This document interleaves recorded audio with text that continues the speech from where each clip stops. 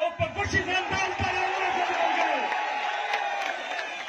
ملګرو زه به خبرې په ميرانشاه لهجه کې کوم ځکه چې موږ چې زبان سره یو کو وطن او زړونه سره یو کو. ملګرو چې د کومې ورځې نه په دا خوره اکه په فاجا دی اکه په جنوبي پښتونخوا باندې دی دا پنجاب دغ لګمار چې کله دا سلام شروع کړی دی نو دا جنګ مشترک دی دا د ټول دی. نن د خان شهید په خوره باندې د بچخان د میرزعلي خان بچون ویلوړ دي او د میرزعلي خان په خوره باندې د خان شهید بچان ویلوړ دي. خو دا یووالی صرف منظور پښتون کړی دی. ملګریه دلته دی اچکزی کوم بېلول غواړي. اچکزی یو قوم دی، اچکزی یو اولاد دی.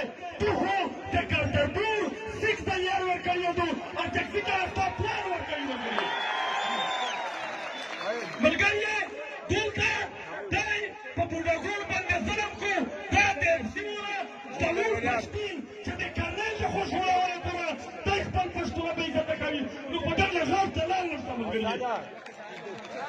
دلته په دا خوره په دغه وطن شه بلخنور سمسري ورسره دي چې د خپل وطن دلالي ورته کړو د خپلو ځوانانو به عزتي ورته کړو. نو داسې ورځ به راځي چې د دې کس مرګ به د سپینه وطن وي.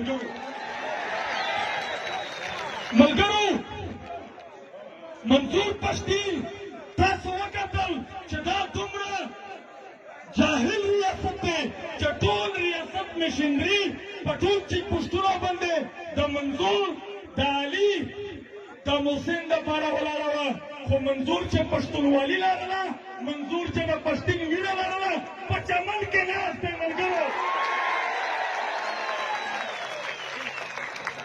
ملګرو دلته دوی اغواګردي کوي. دلته دوی اسد خان اچکزی اغوا کړی دی.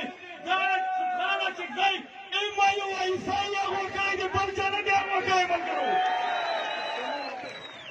د ایمایي د عیسائی نام اخیستل دلته واجب القتل و د کس دپاره. نو موږ ورته وایو چې تر ټولو غټ نه دهشتګر د ستا د ایمایو عیسائی دی. ملګرو ځینې خلک وایي چې پاکستان چې آزاد شوی دی موږ وایو چې تر کومه ورځې پنجاب آزاد شوی دی نو تر هغې ورځې پښتون غلام کړی دی. تا ملګرو پښتون نوره غلامي نه مني، وخت کم دی، مېلمانه زیات دي.